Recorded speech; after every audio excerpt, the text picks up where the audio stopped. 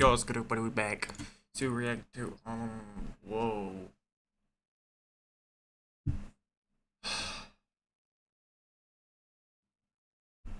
Bro, I never wish any of this to happen to anybody, bro. I mean,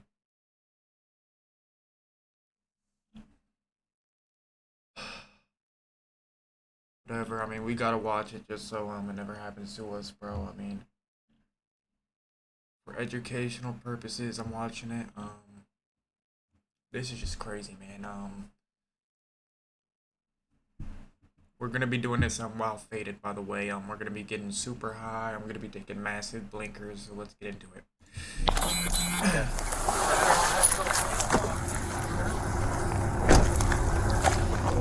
Chart right here. Alvarado. Truck. There must be a truck that must have backed up right here. That's here, right?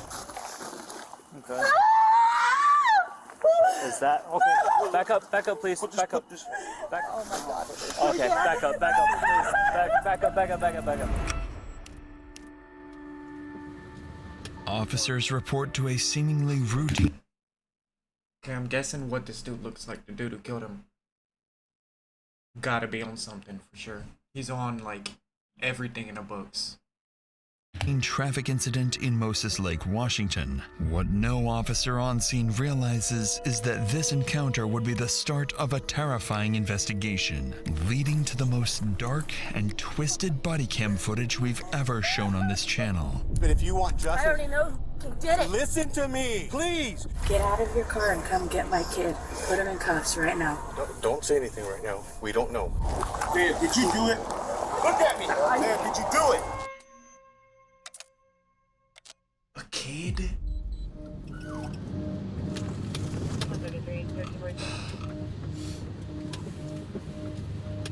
It's an early Sunday afternoon on November 3rd when officers patrolling downtown Moses Lake identify a truck matching a stolen vehicle report logged just out. What did I say?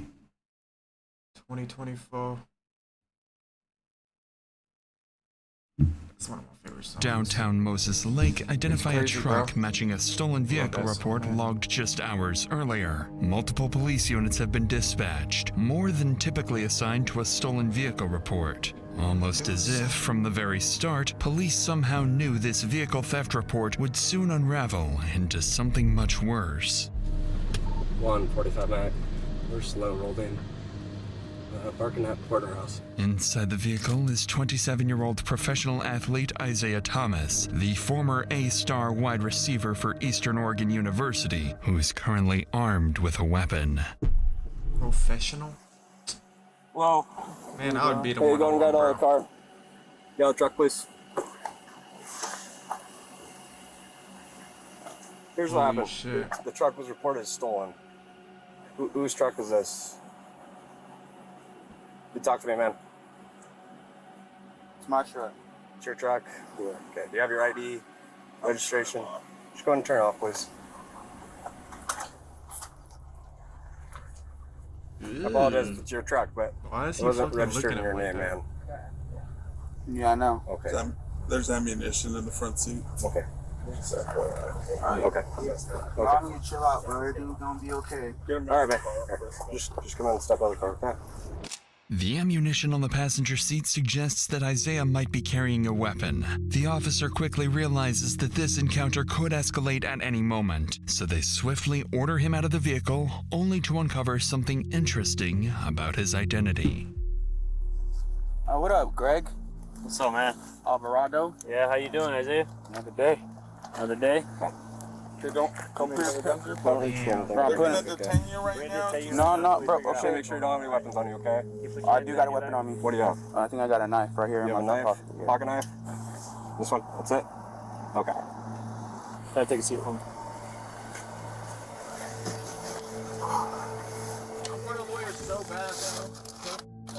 Okay. Like, it's ridiculous how bad I need one, you know? Damn, but see, look, I just realized, bro, look. He's seen the camera on his chest, and he just said that dude's full name out loud, bro. Greg Alvarado. Sorry. I hear you. You knew you. Yeah, so I went to high school with him. Damn, that's... He was a star athlete, man. Was. And then he started they started talking. It was kind of weird. Yeah, but...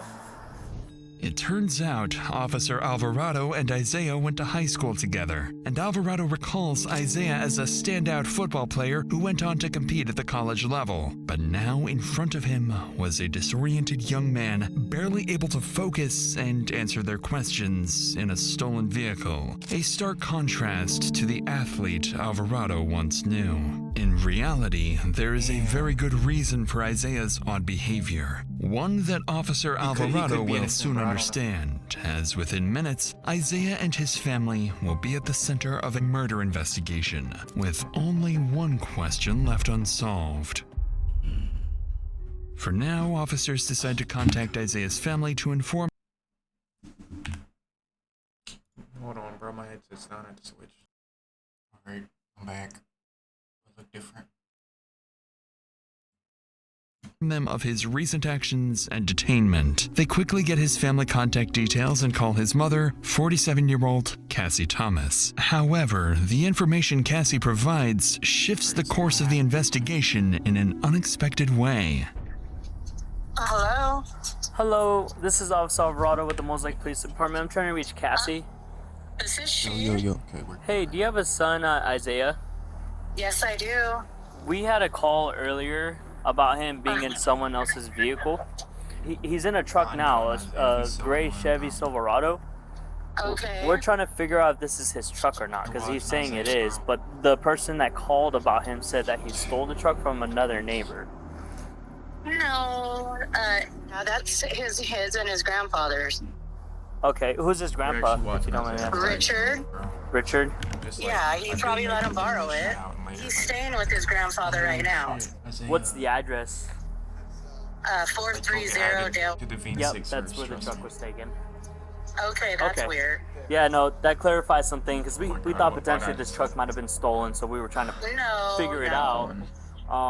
No, I'm sorry about that. No. No worries. At this point, Officer Alvarado begins to realize the mistake they've made. Now it makes sense why Isaiah immediately asked for a lawyer. He was being accused of something he clearly didn't do. As Officer Alvarado continues speaking with Isaiah's mom, he decides to ask about something that's been worrying him since the very moment Isaiah stepped out of the truck. I went to high school with Isaiah. He wasn't never really like this. Is everything okay? It should be. He should be fine. Okay. He just he's- seemed a little bit off to me when he was talking. Well, probably because he's being accused of something he didn't do. So.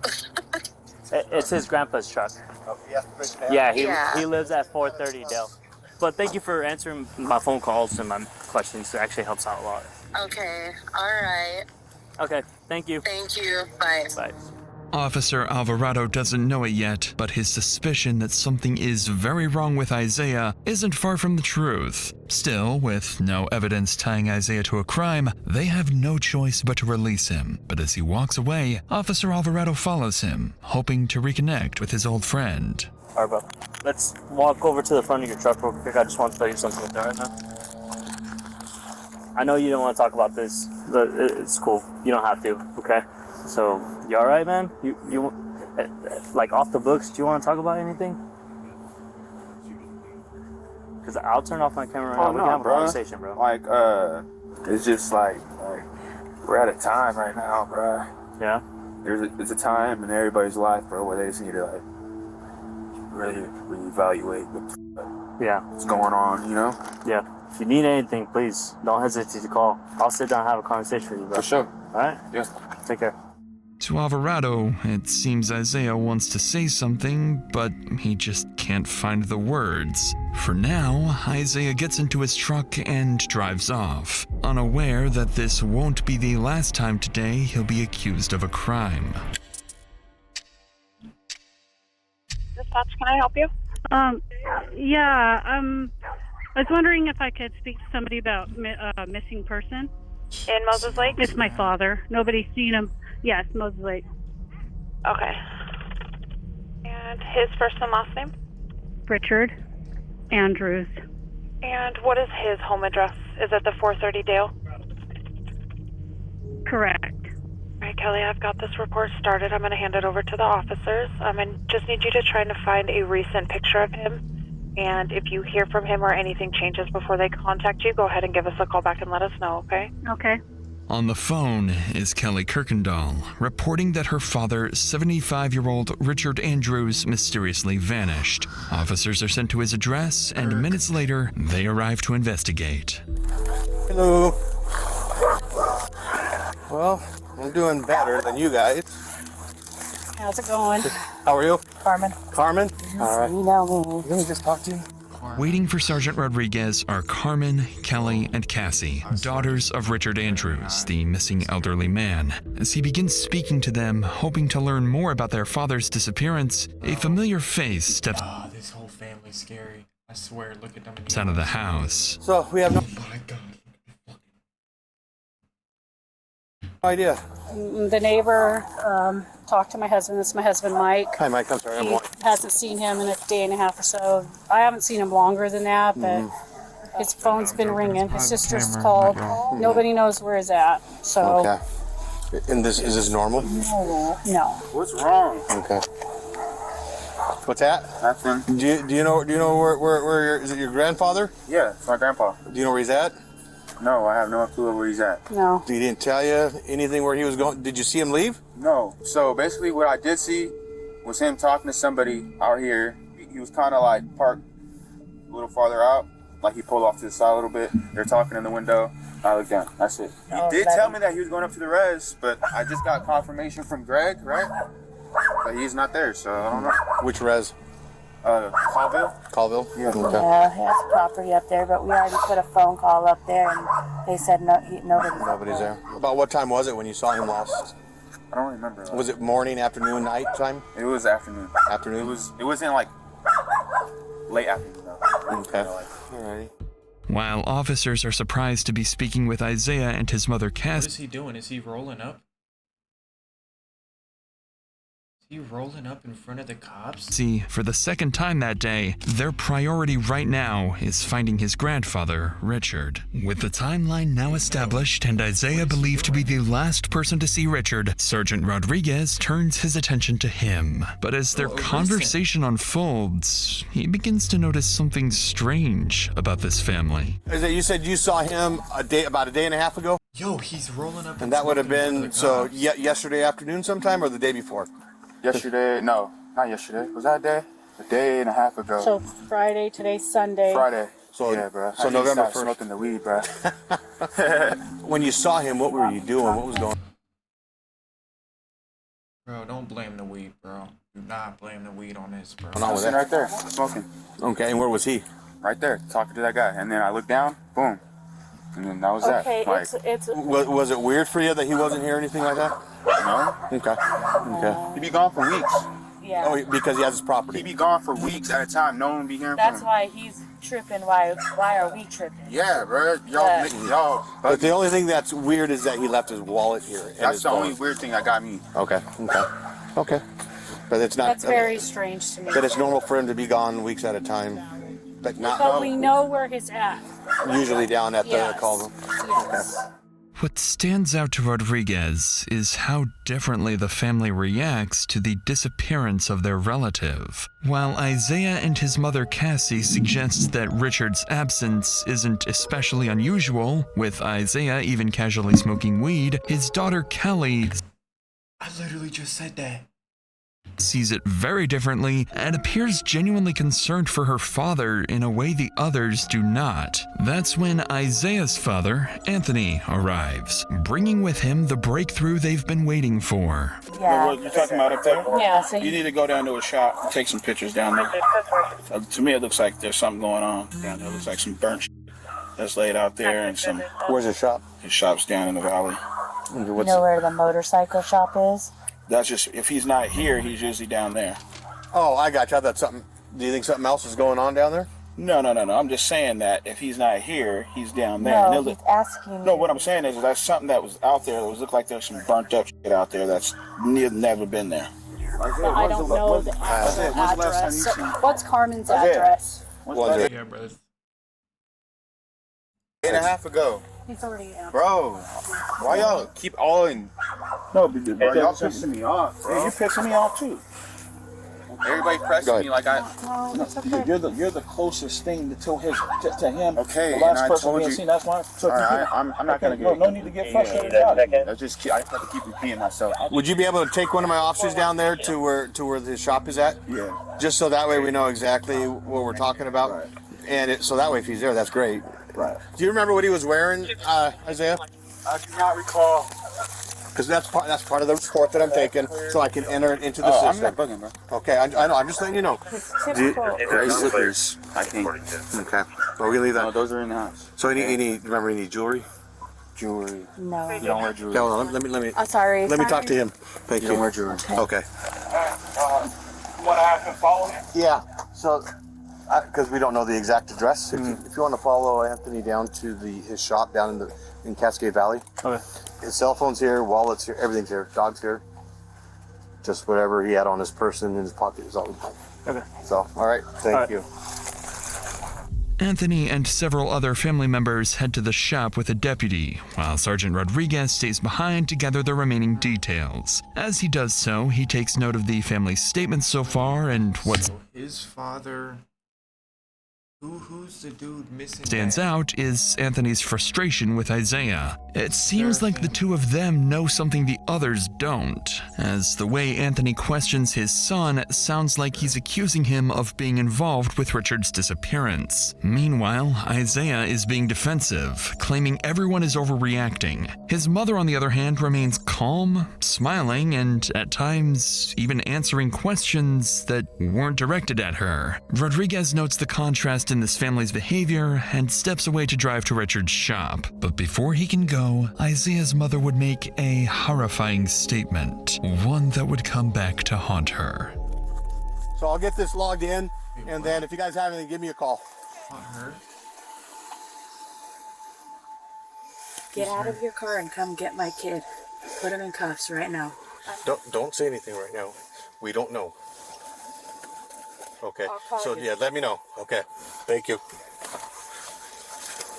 Those statements are coming from Isaiah's mother, Cassie, as she approaches the officer just out of frame. In a sudden shift, Cassie tells the sergeant to arrest her own son, catching him completely off guard. Just moments ago, she hadn't seemed particularly concerned. Now she's adamant that Isaiah is guilty of something. It's a sharp change in behavior, one that leaves officers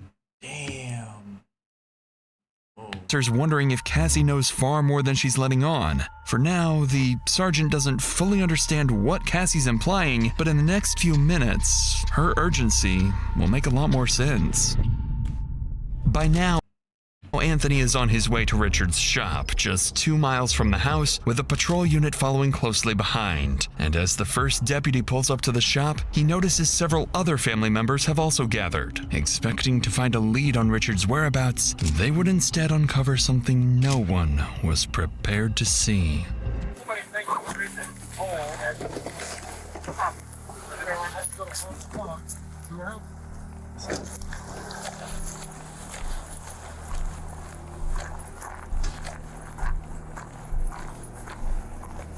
Lose on some chart right here. They're saying truck. There must was a truck that must have backed up right here. That's it, right? Okay. Is that okay? Back up, please. Back up, please. Back up, please.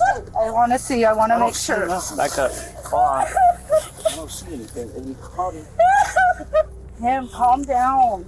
Oh my God. Okay, back up, please. Back up. Okay, ma'am, can you come this way, please? Ma'am, can you come this way, please? Ma'am. Missing head, bro. Severed head, bro. 141, Mag. I need 106 to my location. No money, no nothing, bro. Like, no, that's pretty. I'm not saying like for money. I'm not saying. Okay. Ma'am, can you take her over there, please? Please. This is now a crime scene. We need to Yes, I know. I'm trying to get. Okay, I'm trying to like protect myself because in my head I feel like I'm wrong. cartel members, like, they do it for a reason. Because if they kill, like, a rival, like, it gets them up. Like, they're safer. Like, Okay, I know. it's different. This Oh, Kelly.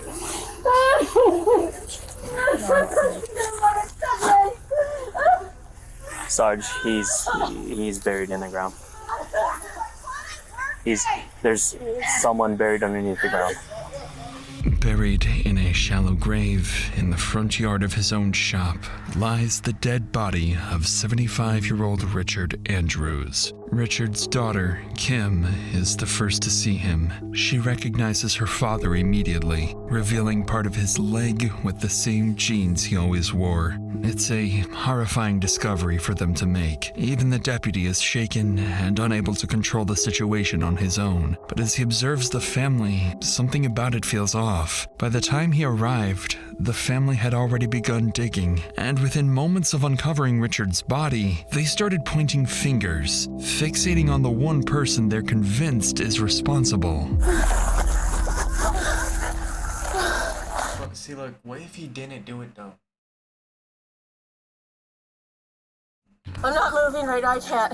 Okay. Don't touch me. Do you want me to help you? No. Don't touch me. Okay.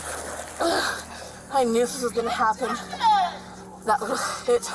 His son, my sister's son that's at their house right now did it. And the gun's probably on the bed. It's a rifle that's laying in my mom's bedroom on the bed. And he has mental illness. So we're having the county respond, okay? And their supervisor is gonna come, and they're probably gonna set up a containment, okay? Please, I just ask that you guys try to cooperate as much.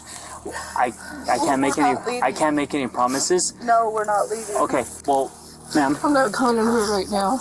Is somebody over there getting that little psychopath? Hold on. If you want to do what's best for No, what I want to Richard do right now, is go to my okay? dad's house. I just need you and guys. do something. Please don't, okay? I just need you guys to at least try to have some understanding, okay?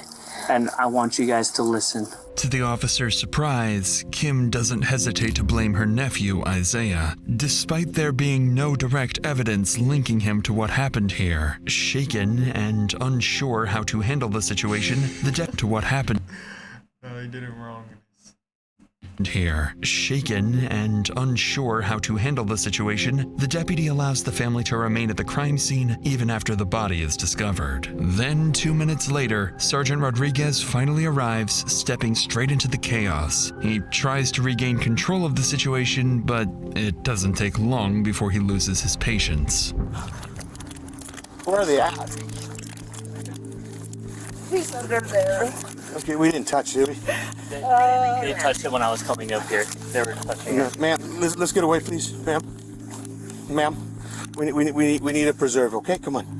We need to make sure that we do this, okay? Right there,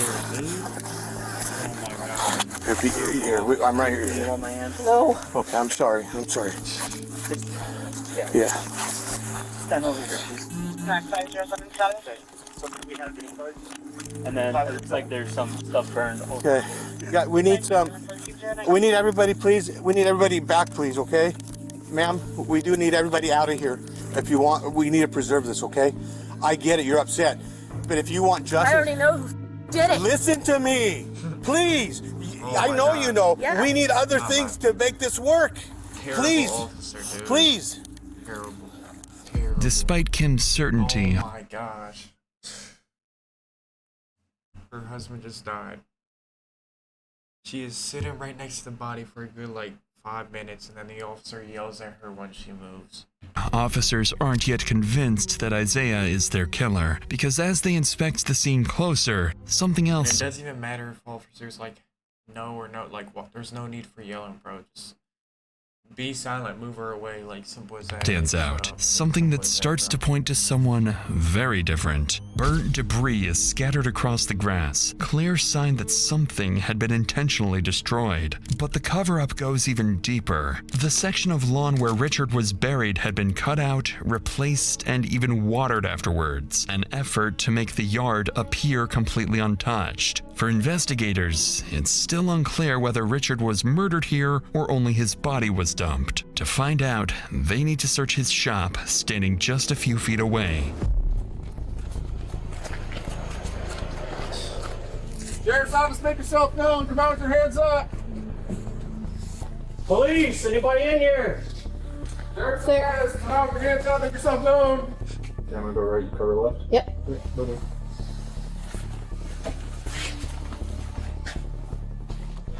You want to bump up to that door? Go. Got it? Clear. Up ahead is Richard's shower, and strangely, the deputy notices it appears to have been recently used, suggesting the killer may have been here only minutes earlier. Officers then continue clearing the rest of the shop, finding no signs of a struggle. Nothing to suggest Richard was killed here, so they shift their focus to securing a search warrant for his house, a search that would end very differently. As officers begin to regain control of the chaotic scene, Richard's daughter Cassie arrives, the same woman who had told the sergeant earlier to arrest her son, Isaiah. Why she accused him before the body had even been discovered is now a question detectives need to answer. But first, they have to break the devastating news to her. Yeah. Yes. Yeah, we can't. I know. I'm sorry. I need to see. No, we can't. We can't. We're gonna. I just need to see. Just go around now.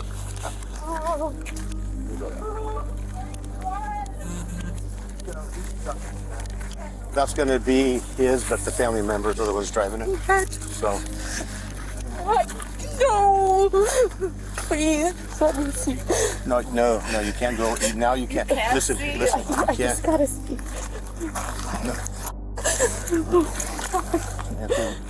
Anthony, we can't cross. Look over the I know top. I'm not gonna go across the line. She just wants to look over the line. She won't go past the line. I'll make sure. Look by the door. Please. By the door. By the door. Okay. Naturally, Cassie is distraught, not only because her father is dead, but because she suspects her own son may be responsible. Or they all could be trying to twist it on him because he's the only one that smokes weed. And he's away from college all the time and he's angry all the time. That's why he smokes. And the reason they killed him is because they would get his pass downs in his garage and they would sell the garage. The workshop, whatever it was. For now, officers continue securing the scene and prepare to send Richard's body for autopsy. But as they do, they begin to overhear the family frantically talking amongst themselves. And what they're saying would suggest the situation is only escalating because someone else might be about to get hurt. Right. We have one that's confirmed in a shallow grave. Okay, I'm sorry. I don't know why I even said that false statement a minute ago.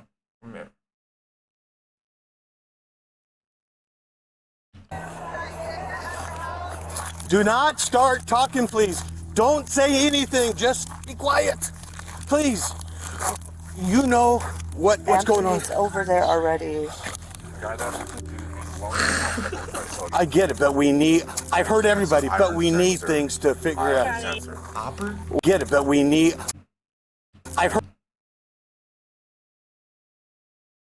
heard everybody, but we need things to figure out. 106 Mac, we need units down at 430 Dale. Ma'am, please. I can't get out. You guys are behind me. We're gonna have to leave the truck here for now. Please. Where am I supposed to go then? I just want you to walk that way, please. 145 back, I'm clear. Hey, David. And there's 106 Mac. 106 Mac. I have the father heading down to 430 Dale, and possible suspect is there, and it might not be good. According to Carmen, Anthony is furious and already on his way back to the house, convinced his own son Isaiah is responsible. He's just seen the body of his father-in-law buried in the ground. So what he does next is completely unpredictable. Multiple units are quickly sent to the house, racing to get there before Anthony confronts Isaiah. Minutes later, officers make it to the house just seconds ahead of Anthony, who is right behind them, along with the rest of the family, all demanding answers. This is just like some Let her get her point, David. Get in back. Nope. Just stay back. Stay back. Stay back. Back up. Stay back. Go back now. No, come on. Did you, Isaiah? Need you guys to stay back, okay? Please. Just to the left. Secure him in your car. Thomas. Frisk him for weapons, please. Did you do it? Please stay back, sir. Sam, did you do it? Look at me. Did you do it? Please. I need you to stay back, sir. Did you do it, Isaiah? Look at me. Why would I look at you? Yeah, you're my firstborn. Did you do it? There. One more time. No, bro. Oh, I'm sorry. That's not the For my lawyer. All right, just go ahead and get in here. Have him take a seat.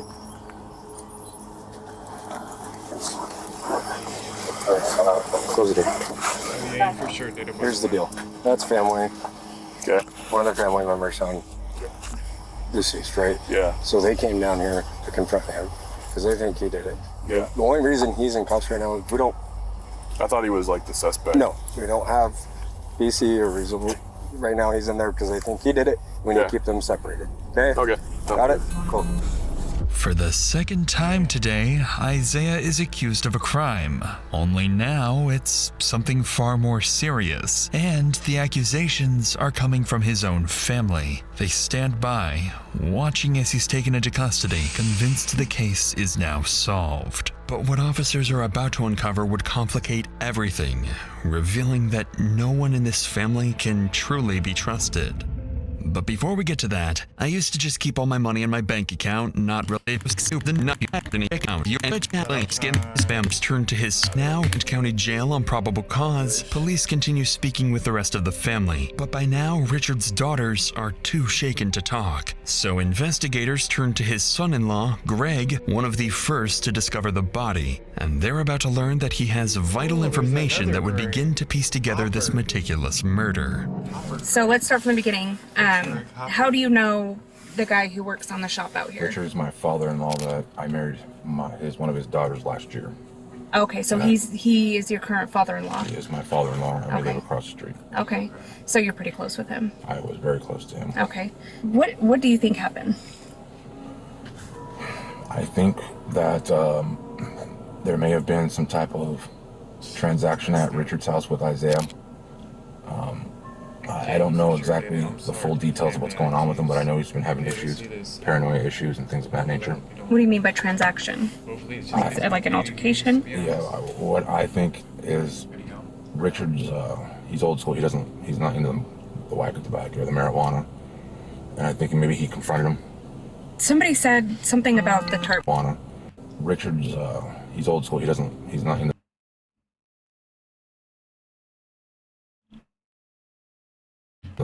the whack of tobacco or the marijuana. And I think maybe he confronted him. Somebody Come on, bro. Like, Somebody said something about the tarp that you saw. Yeah, I had a tarp. We had a tarp at the house. And I'm not saying that's the actual tarp, but I know that it was a brown and gray tarp. That you had at your house? That we had at our house, and I can't.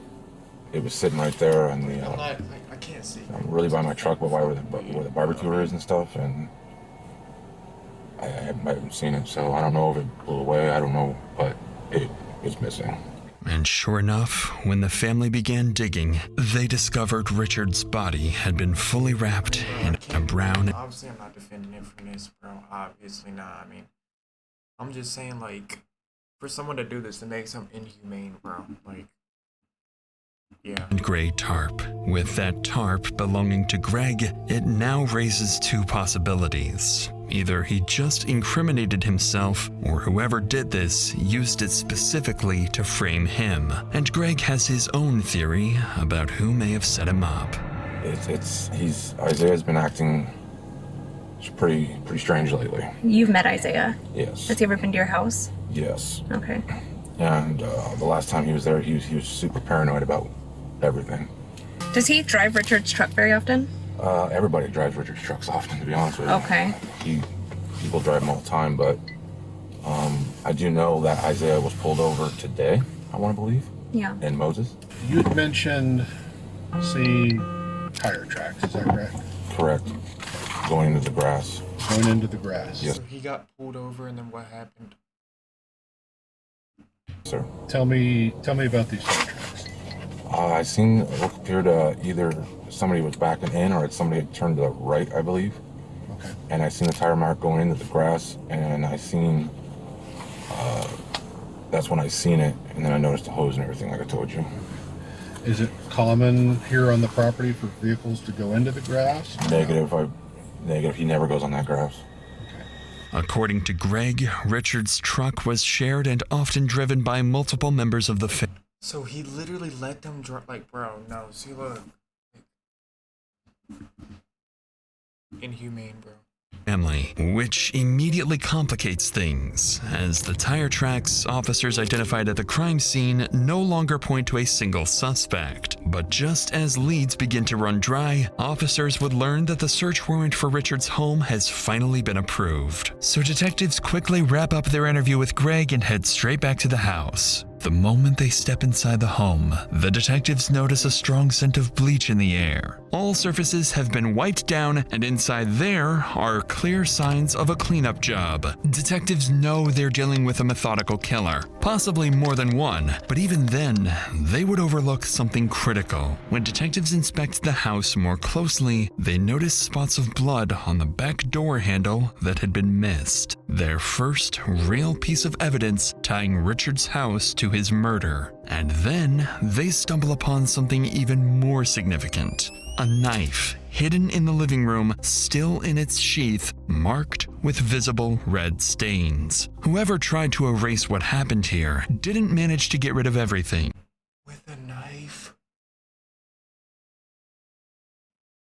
With the scene processed, all evidence sent for forensic analysis, and the family dispersed, the focus now shifts to the man back at the station. Since his arrest, Isaiah Look. It's where he belongs. Bro, look at his shoes, bro. has refused to cooperate. But now, as officers return to confiscate his clothing, they're about to discover the most crucial piece of evidence may have been right in front of them all day. Okay, Mr. Thomas, can you take off your shoes?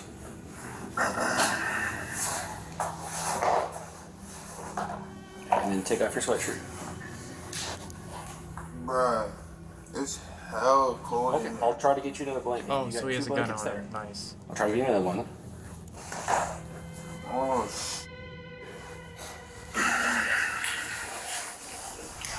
When officers hold up Isaiah's shoes, they notice they're covered in dirt and possibly dried blood. It's the first and only detail that could place him anywhere near the crime scene, but it's This dude is a straight dumbass. far from definitive. With the day coming to an end, investigators finish processing their findings and prepare for tomorrow, hoping they'll finally be able to answer what really happened to Richard. As for Isaiah, by continuing to refuse to speak, he has effectively handed his fate over to his family, who have already begun forming theories and accusations, with even the closest relatives ready to completely turn on each other.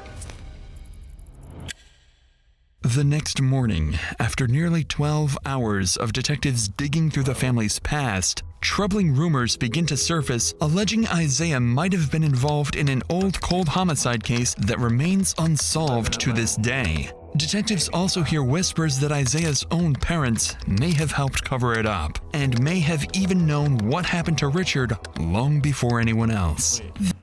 Rumors of Isaiah being connected to unsolved Isaiah parents may help in a cover-up they potentially know. These are serious allegations that detectives will need to explore carefully, but right now, their immediate priority is uncovering what truly happened to Richard and who's responsible. To do that, they begin calling family members into the station for formal interviews. The first to arrive is Isaiah's father, Anthony. Among many other details, detectives need to address one critical question. Why was he so quick to suspect his own son? Was it simply a gut feeling, or did he know something no one else did? Oh, I think it was a week ago, right? When it was the week before this incident happened. And Kim is like, you guys need to come down here. And Isaiah's acting crazy. We go down there and we walk in the house. And as soon as we get in the house, he's like, the parents did it. It's just obvious what happened. he has this big bag of weed that you could tell that he got from like the dispenser or whatnot. It's big. On my eyes, you know, it was about this big. Yeah. what the f are you doing here? Like, this is what you kicked me out the house for, right? I was like, yeah. He says, what the f are you doing here? This has nothing to do with you. And I was like, listen here, man. Your aunt was scared because you're wild.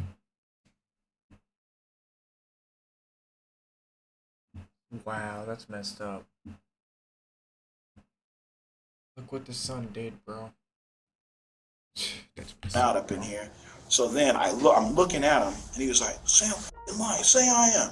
He's got a butcher knife like this, and he just likes it, but he's like crying. Say I am. And say this, if he had got me, it would have been all of us, you know. So I just said, I'll leave. Where did I mess up, you know, as a father? Did I do something wrong? Like, what did I do? Because this is not. No way, bro. It's just like, you're the best dad ever, man. I couldn't ask for a dad, man, better than you, man. It's kind of like, you did everything right. You're a great dad, man. And then Kim's like, busts out crying. And then he's just like, get the out of here, mother, before I kill you. Naturally, this account from Anthony catches detectives off guard as they realize the incident may have foreshadowed everything. So they pause the interview and look into it, confirming that it did in fact occur. 1 week earlier, police were called to Isaiah's aunt Kim's house after reports that he was experiencing a manic episode. And as detectives review the body cam footage of that incident, it quickly becomes clear why the entire family believes he did it. Please don't shoot, just tase the f out of him, because he got a knife. He's got the knife with him? Yeah. Okay, That's my husband. Okay. That's our oldest son. And okay, what's his issue? Like, do you guys want to just stay out here? I know he's your son, but we just don't know what the situation is, right? Isaiah, do you have a knife on you? Do you want to go down to the ground just to verify, man? Hey, Isaiah. But see, like, if you give crazy people weed, then I feel like it just makes them do it. You know what I mean? We're gonna put you in cuffs, but it's just for our safety, okay? You're not under arrest. We just want to make sure you're okay? You want to go down to your knees, man? Jeff. Good, put your hands behind your back, man. Can you put your hands behind your back? Again, you're not under arrest, okay? Just doing this for your safety. This is recording? Yeah, you're being recorded on the camera right here. So, is it supposed to be red when it's recording? Yep. See how it's blinking red? Oh, okay. Yeah. Okay, you want to walk over here to our car, man? We're going to figure out what's going on and then kind of just go from there, okay? When officers detain Isaiah, they find him in tears, struggling to hold himself together. And as they pull him away from his family, he's about to tell officers something unexpected about himself. What's going on today? I'm just going through a lot of shit right now, so. Okay. Do you have any plans to hurt yourself or anything like that? Nah, not. I mean, I guess everybody do, you know, but I mean. Do you have any plans to hurt yourself today? Nah, not today. Okay. But this past week. Just having a rough time. Yeah. But it's all good, bro. I'm bounce back, bro. I'm gonna shake back. Yeah, but it's all good, bro. I'm gonna shake back again. Yeah. And again. And again. Do you want to go to the hospital or anything like that? And again, huh? Do you want to go to the hospital or anything like that? Nah, bro. It's good. Like, I'm good. So what was the deal with the knife? I got a swisher in there. It's called. It's a blunt, basically, and I use a knife and I split it. To take out the tobacco to put my weed in. Okay. At first. Okay. But then me and my aunt started arguing and that knife was on the table, so. And you just had it already. It was already there. And we started arguing. I wanted to leave, but she just. It's not that big of a deal. I was a good person, bro. No one said you're not a good person. I've never met you. I'm just saying, bro, like. And what happened? I just lied, bro. Clearly, there is sympathy in the officer's voice as he realizes the man in front of him has been dealt a very difficult hand in life. And although Isaiah downplays the incident, in hindsight, it would read very differently. Because perhaps this was the last and only time something could have been done to prevent the tragic fate of Richard Andrews. After analyzing the incident and forming a clearer picture of Isaiah, detectives return to finish their interview with Anthony. Through his account, it becomes clear he believes Isaiah's issues stem from two factors: prolonged marijuana use and repeated head trauma from his time as a wide receiver. CTE. Oh my a god. position notorious for heavy hits and brain damage. Anthony also goes on to clarify crucial details about his son's mental state, making it evident that his initial suspicions of Isaiah were rooted in his son's increasingly But like, even if, because like you're saying like, damn, I mean, I don't know. unpredictable and volatile behavior. So with Anthony's perspective now on the record, the interview comes to an end, and detectives move on to Richard's daughter, Kim, the person who found the body. Kim goes on to explain why she immediately suspected her nephew Isaiah, pointing to his history of violent psychotic episodes, including pulling... It's because you can't get your head banged while being high. Pause. You know what I mean, bro? Like, guns and knives on family like it makes members, your brain as all, well like, as his white vans covered in dirt, something she says is highly unusual for him. Notably, she ends the interview by saying she fears that if Isaiah is ever released, he will do it again. With the case against Isaiah growing stronger by the minute, detectives then shift their attention to two more family members, Richard's daughter Chrissy and her partner Floyd. Unlike everyone else, these two family members are about to become Isaiah's best and perhaps only chance of shifting how detectives view Isaiah's role in all of this. It's hard to kind of start this off, but as far as would have been your father, right? Yes. So I find out that they find my dad buried in the back of his shop. I already knew. I told them, why are you letting that motherfucker stay at my dad's house? You know he's gonna kill him. So I know you have questions for me, and then obviously I have questions for you, and I think they're both geared around the same. Let him stay at his house? Like, bro, come on. Like, When I got there, bro, it was weird. Weird. And I'm like, man, something's not right. So I left, and that's when I told her and explained it to her. I even knew something was wrong before you had this episode. I said, something's not right with this kid. Hey, you guys might want to be careful. Sure as soon as we leave, all hell's break loose. Explain to me now the background, how you knew something weird was going on with Isaiah. Because prior to this, he was staying with us. And I'm not exactly sure what happened, but... Nah, the dad of the kid is actually like... bro, I feel like he's a good ass. He starts a conversation with my son. He pulls out a pistol from his drawers. Isaiah, okay. Sets it down. I got back hold of my sister Cassie, and I said, you know that boy is sick. He's beyond therapy. He needs fucking help. Like, he needs to be medicated. The thing, like I said, the only thing that just bothers me the most, that kid does not clean at all. He won't even make an attempt. He'll drop something on the floor and just walk away from it and leave it there. And usually I'll even ask, hey, where's Richard? Because I'll say hi to him. But for some reason, it's just the atmosphere was just, I'm like, all right, something's wrong. So I got on the phone with her and I'm like, oh, he's still wigging. He's wigging hard. And I said, your sister's tripping. I said, your sister acting like she's scared to death. Well, she knows he goes to his episode. Of course he's scared. I'm like, okay. It's when after we found out what really happened, is that she knew what he did. At this point, detectives begin to realize Chrissy and Floyd aren't just angry at Isaiah, they also hold his mother accountable. And the couple's suspicions align with detectives who still can't explain why Cassie asks them to arrest Isaiah before the body was even discovered. So with all of this in mind, detectives would ask them both point blank who they believe is truly responsible for Richard's death. So I'm on the same page as you. You guys believe that Isaiah's mom knew that She had knowledge of it. Richard. She had to have knowledge of it. I mean, that kid wouldn't have cleaned. That kid wouldn't have done none of that because he ran over to the neighbor's house and tried to take their car. Did you guys get that information? Yeah. Yes. All right. So he's sporadic. He's not cleaning. He's running off. He's trying to get off. He's trying to run off. He's trying to do whatever he can do to get out of the situation. He's not thinking about cleaning. He's not thinking about picking this guy up and putting him in the back of a truck and burying him. And then go down to the valley to go get a tarp and go back up there in her dad's truck and they see it and go back up to the house and wrap him in the tarp and then come back and down to the valley, which is across the street from her sister's house, and bury him in his auntie's house. When you said that you believe that she knew, do you believe that she helped cover the body and cleaned up? I can't go that far. Okay. I can't go that far because she doesn't have that mentality.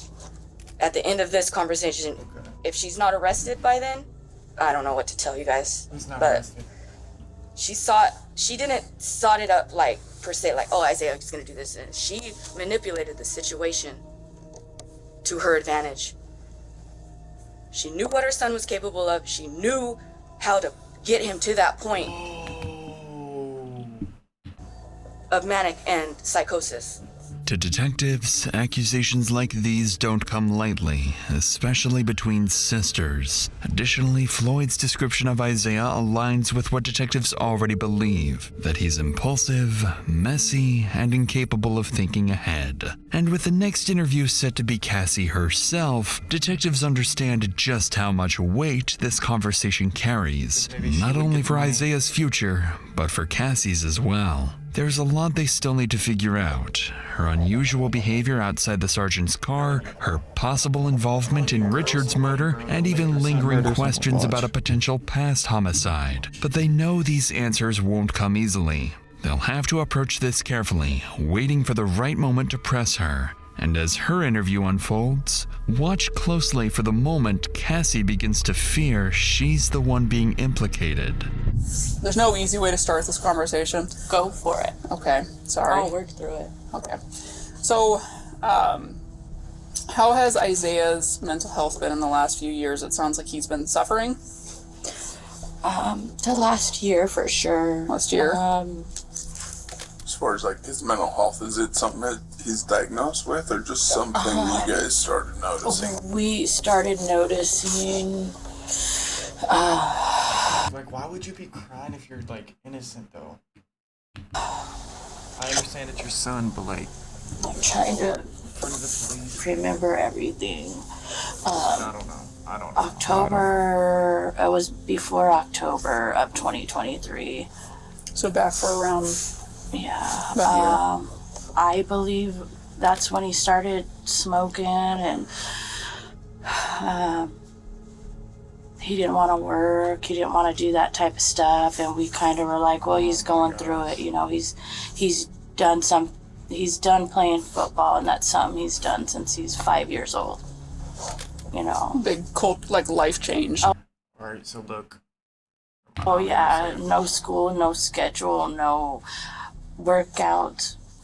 Clearly, Cassie appears emotional, possibly even carrying a sense of guilt as she speaks about her son. Beyond that, nothing about her behavior stands out to detectives as suspicious. But as the interview continues, she begins recounting the same incident at Chrissy's house, where some noticeable differences between her story and the rest of the family starts to emerge. I knocked on the back door. She doesn't keep her back. She uses it for her front door, but it's just. And I walked in, and my son's sitting. Look, I can't have this much ice in a drink. It's like your little if you drink kitchenette table there. There's marijuana all over a big bag. Then like all some that's melted is still paraphernalia. gonna be up here, so I mean you're just drinking like mostly water at that point. But he's sitting there with a you gotta knife. feel the ice like. And I walk in, I was like, son, hey son, what's going on? You know what I mean? What I are just you hate doing seeing so here? many ice drinks like that, I bro. said, like, can we well, please stop doing it as humans? What's please? going on with you? Is everything okay? And he didn't see my husband. His dad came in behind me, and he seen his dad, and instantly he's pissed. What the are you doing here?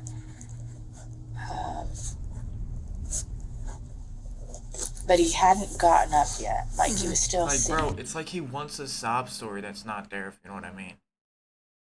The son. Bro, Where's like, the knife why in are you, perspective? like, And arguing he's for no sitting and he has it in his hand. He's Is not. he like you're doing right now? So he's just sitting back in the Yeah, chair? he has it, and he's like trying. He's like, "What are you doing here?"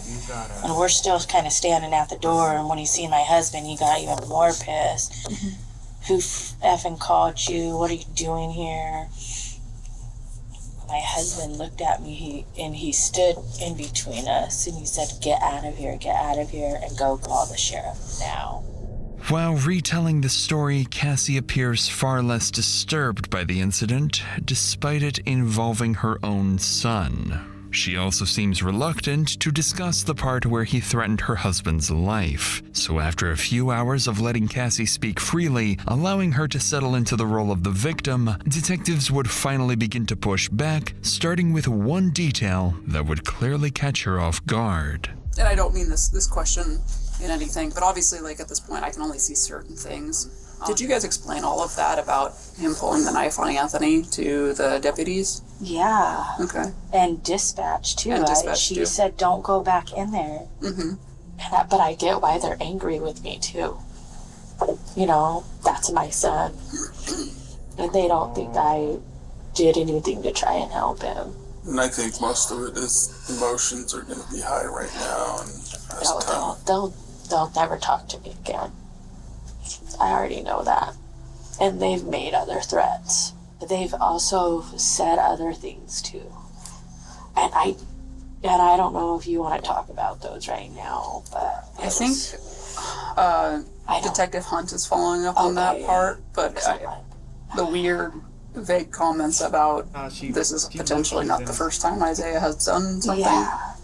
And I didn't hear any of it. I was in the house, but they were really going on. Like, he's done this before, and like killed someone. That was the implication. But she also said that my husband and I helped cover it up, and that they know the name. Tragedies like this happen, and people don't find their loved ones. At least we found my dad. It depends. If she's Clearly, Cassie is distraught, not only at the prospect of being ostracized by her family, but also at the possibility of being suspected by detectives as Isaiah's accomplice. But there's still one more question detectives need answered, after which they'll have made up their minds about Cassie. When you went to Sergeant Rodriguez and he made the comment that it's him, you need to get him in cuffs, you need to get my son in cuffs. Why for you in that moment did you knew it was Isaiah? Where was your mindset at? She's a normal human. I know I'm asking you to explain like a gut instinct. It's I was just the things he kept saying, like, you guys, why are you pressing me? He's like, he's gone all the time, weeks at a time. I said, how long has it been since you've seen him? And he's like, a day and a half. So you've got kind of every other family member that's here that's worried and everything like that, and his response didn't seem to match your guys's. Right. You just know. You feel it. It's just like, then I'm like, he has to get handcuffed. He has to go to jail. You know, I just felt it, and I'm his mom, you know, and I'm not in denial. And I do think personally you did the right thing.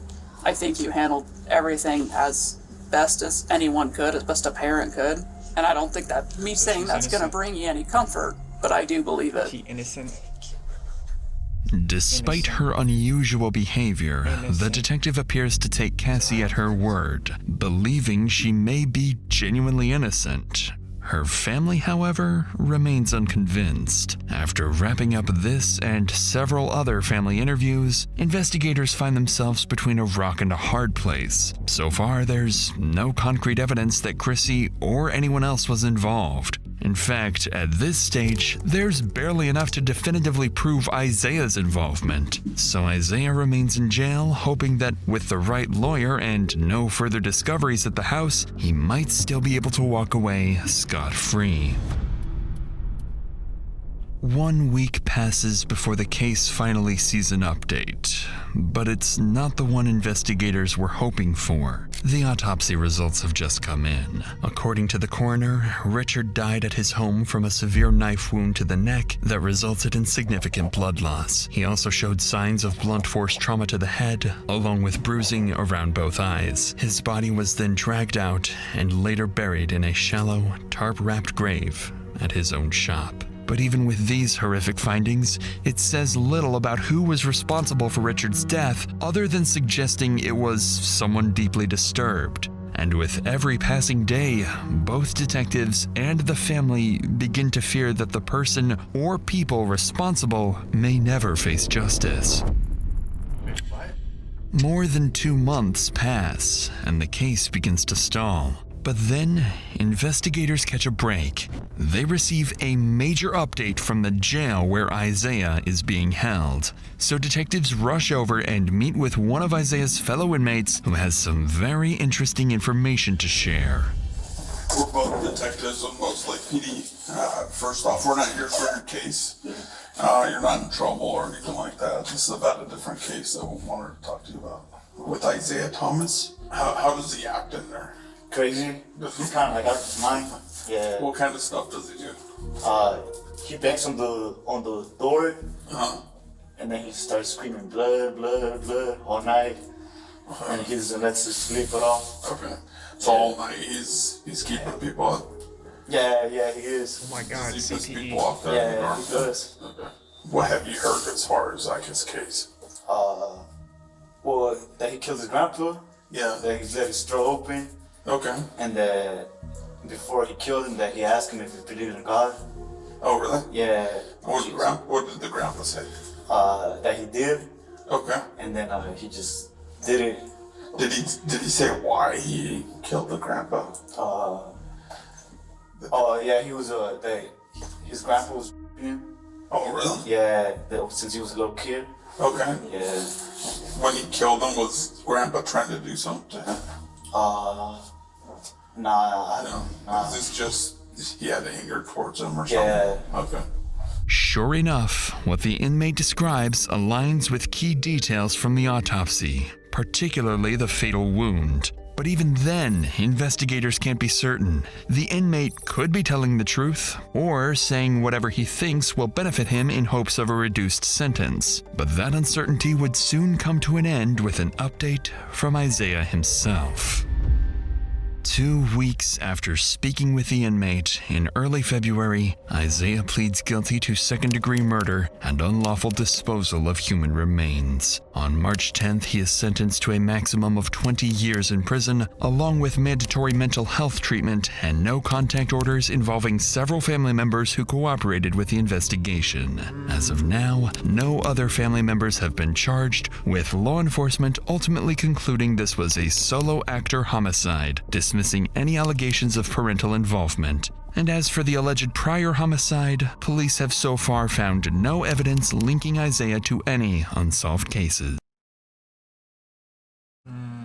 20 max years. If it's true what his grandpa did, I could see this, to be honest. I mean, if you don't, then you're just weird.